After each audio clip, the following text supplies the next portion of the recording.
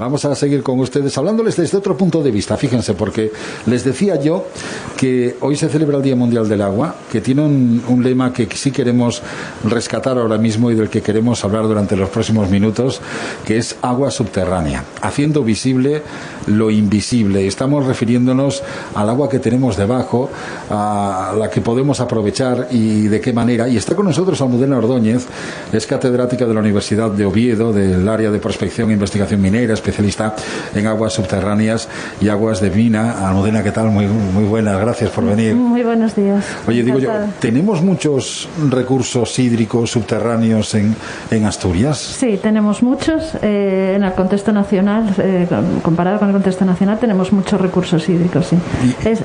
Dime. Esa abundancia está condicionada por las características geológicas, ¿no? Que haya rocas que puedan constituir acuíferos, o sea, rocas porosas, permeables, transmisivas, que permitan el flujo de agua, y también que tengan recarga, o sea, que haya precipitaciones, que aquí las tenemos. ¿Y dónde están esos recursos? ¿Dónde los encontramos geográficamente hablando?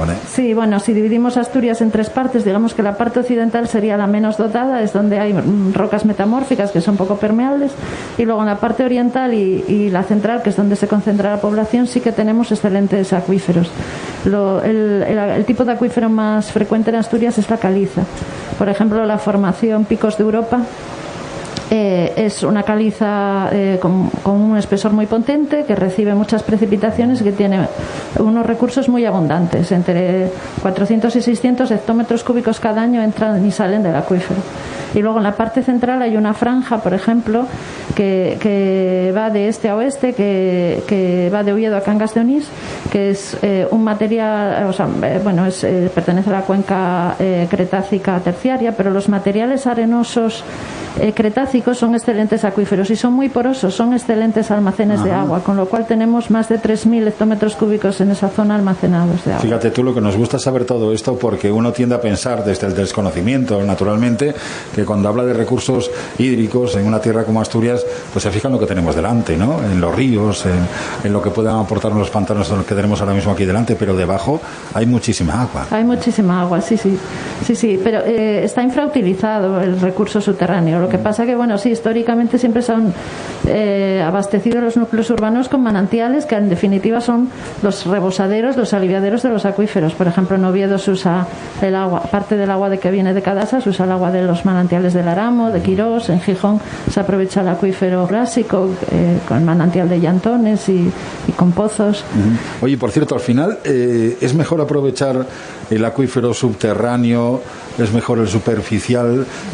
¿Tiene alguna ventaja uno sobre el otro? Bueno, el agua superficial y la subterránea están interconectadas. Los ríos los ríos asturianos nunca se secan cuando no llueve, llevan agua. Es porque son los acuíferos los que se la ceden. Entonces, el agua subterránea, el caudal del río, tiene una parte que procede de la escorrentía superficial y una parte que se la cede el acuífero subterráneo. Entonces, digamos, el agua subterránea le da calidad al agua de los ríos, ayuda a mantener los caudales ecológicos en época de estiaje, da resiliencia al sistema, lamina las avenidas cuando hay picos de tormenta, permite que haya vegetación de ribera, los ecosistemas acuáticos, las zonas húmedas, los humedales. O sea, el agua subterránea está ahí, no la vemos, pero vemos sus efectos, ¿no? Y bueno, los acuíferos se pueden explotar igual que se podría explotar un embalse superficial mediante pozos, se pueden regular igualmente, no es una tecnología cara ni difícil.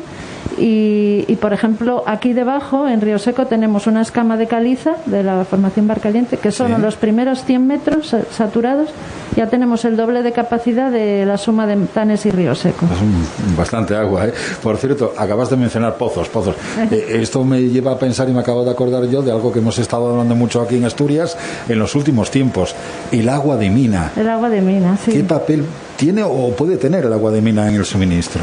Bueno, como sabes, en el siglo XX se explotó por minería subterránea y hasta hace pocos años el carbón. Eso deja unos huecos que se rellenan parcialmente y hay otros huecos adicionales de galerías, etcétera. Cuando la mina está en activo se bombea para bajar el nivel y que puedan trabajar en seco, y cuando se deja de la actividad, si se interrumpe el bombeo, el agua recupera y inunda esos huecos y forma una especie de embalse. Pero como quiera que hay que mantener un bombeo residual en muchos pozos para que no haya riesgo de inundaciones, pues al final de los pozos de carbón se están bombeando 30 y pico hectómetros cúbicos al año de agua de mina. Y si se puede aprovechar esa agua de mina, pues ayudaría a compensar un poco la servidumbre de ese bombeo continuo.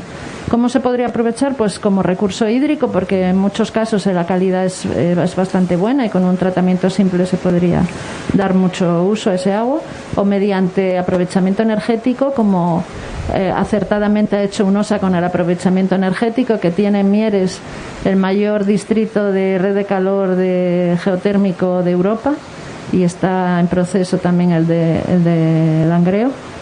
Y también aprovechamiento hidroeléctrico, igual que aquí entre Tanes y Río Seco se establece una central reversible entre un embalse a mayor cota y otro a menor cota. Dentro de una mina se puede poner un embalse superior o en los niveles más superiores de la mina y otro inferior en la zona inundada, y hacer una central reversible que funcione como una especie de batería gigante, de tal forma que los excedentes de las fuentes renovables como la eólica, que solo funcionan de forma intermitente cuando hay viento, si tienes exceso lo utilizas para bombear agua del embalse inferior al superior, y cuando tienes demanda la dejas caer y da turbinas y generas electricidad. Interesante eso.